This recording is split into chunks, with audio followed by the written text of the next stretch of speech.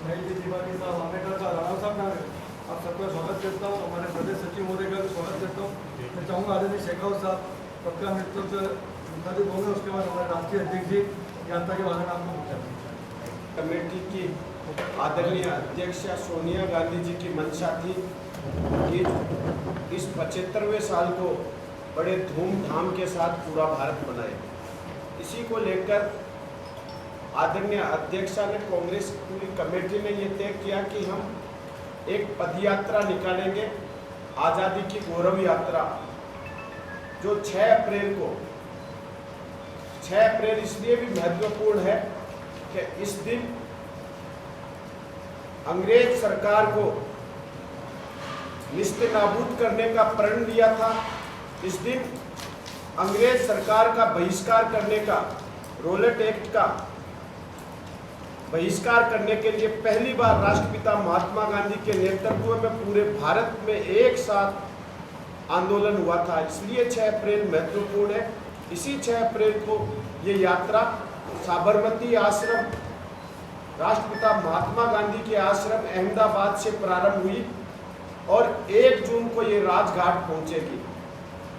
इस यात्रा में हम आम जन को जोड़कर चल रहे हैं, कांग्रेस के कार्यकर्ता को जोड़कर चल रहे हैं और उन राष्ट्रवीरों को नमन और वंदन करते हुए ये पदयात्रा 1171 किलोमीटर की पदयात्रा अखिल भारतीय कांग्रेस सेवा दल के नेतृत्व में, आदरणीय लालजी देसाई साहब के नेतृत्व में ये यात्रा निकाली जा रही है।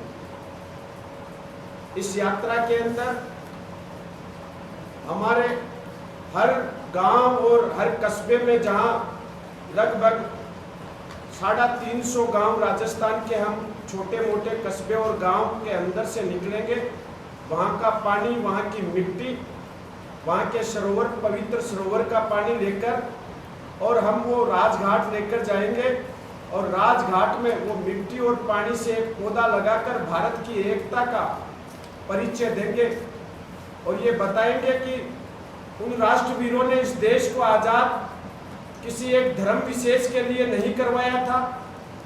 उन राष्ट्रवीरों ने इस देश को आजाद हिंदू, मुस्लिम, सिख, ईसाई, सब जाति, सब संस्कृति, सब रंग एक साथ मिलकर रहे, समानता के साथ रहे, इसके लिए करवाया था।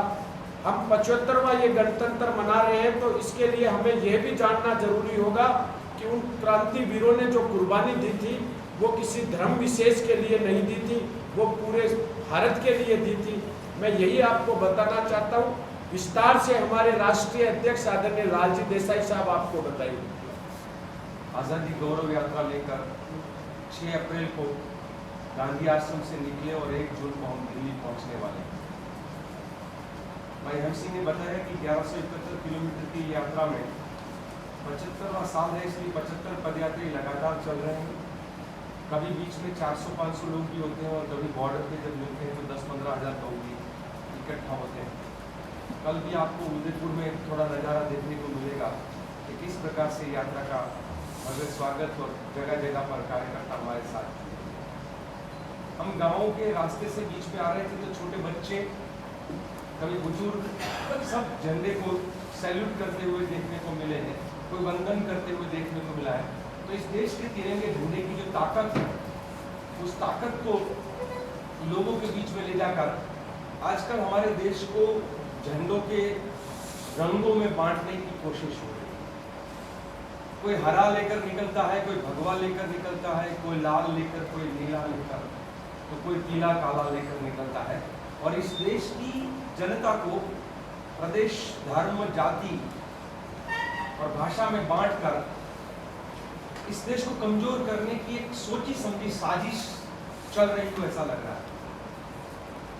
इस देश में नफरत का एक माहौल इस तरीके से चल रहा है कि एक इंसान दूसरे इंसान को मदद या प्यार करने की जगह पर वो डंडों से मारने का काम, पीटने का काम, आजकल तो बुलडोजर है वो फैशन बन गया है। गरीबों के पूरी जिंदगी खर्च करके जब मकान बनता, मैं झोपड़पट्टी में रहा हूँ, मुझे पता है कि और फुटपाथ में सोने का दर्द क्या होता है।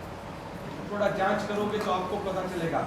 तो जो परिवार गरीबी से निकलता है, बड़ी मुश्किल से घर बनाता है, वो बच्चों के ऊपर छत ना हो, उन घरों को गिरा के बुलडोजर को वहां पे चला के उनको बेघर करके लगता है इस देश का वो एक अलग प्रकार का निर्माण करना चाहता है। देश का आजादी का सही मायने में तब मतलब है जब सबसे पीछे जो अंतिम छोर पे बैठा हुआ व्यक्ति है वो महसूस करे कि मैं आजाद हूं और मेरा देश आजाद है। क्या आईबी की रेड हो जाती है? इतिहास पढ़ी है कहीं शाखाओं में जाकर, मैं शब्द इस्तेमाल करता हूं, कहीं शाखाओं में जाकर वो झूठा इतिहास पढ़ी है। वो बोलती है कि देश की आजादी भीख में मिली। तो हम ये युवाओं को बताने के लिए आजादी गौरव यात्रा में इसलिए पैदल चल रहे हैं रोज के 17-18 किलोमीटर से लेकर 29-30 किलोमीटर तक का, गांव गांव में हम कह सके कि वो मंगल पांडे की शहीदी वो भीख नहीं थी, वो चंद्रशेखर की शहीदी वो भीख नहीं थी, वो सुखदेव राजगुरु और भगत सिंह को जो फांसी पर लटकाया गया था वो भीख नहीं था, वो जलियांवाला बाग वो भीख नहीं था, वो आदिवासियों की हत्या मानगढ़ में हुई वो भीख नहीं था, लक्ष्मीबाई जो लड़ी थी वो भीख नहीं था, या तात्या टोपे लड़ा था वो भीख में नहीं था। गांधी सरदार से लेकर नेहरू सालों तक जेल में रहे, खान अब्दुल गफ्फार खान हो या अरुण आसफ अली हो, और आजादी मिलने के बाद बाबा साहेब आम्बेडकर हो जिन्होंने इस देश का संविधान बनाया, ये सब कुछ भीख में नहीं था। बड़ी कड़ी मेहनत से उन्होंने जिंदगी मजबूत। इस भारत की आजादी को आप हल्के में ना ले, इस भारत की आजादी को आप भीख में ना माने, और इसीलिए हम वो गौरव गाथा लेकर निकले हैं। और वो हर शहीद को याद करके, नमन करके, वो सुभाष चंद्र बोस जी को याद करके हम इसलिए निकलते हैं कि कहते हैं कि देश में हर कोई जब लड़ा है और बिना लड़े जब आजादी मिलती है तो क्या होता है, उसके दो नमूने हैं।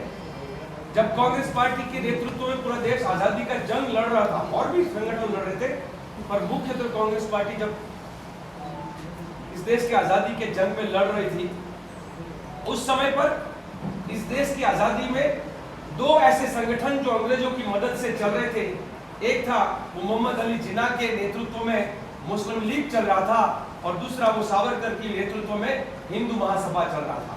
ये दोनों ही संगठन इस देश की आजादी को बार बार रोकने की कोशिश कर रहे थे। इसीलिए 1942 में भी हिंदू महासभा ने और मुस्लिम लीग ने दोनों ने मिलकर वो हमारा जो क्विट इंडिया मूवमेंट था उसका बहिष्कार किया था।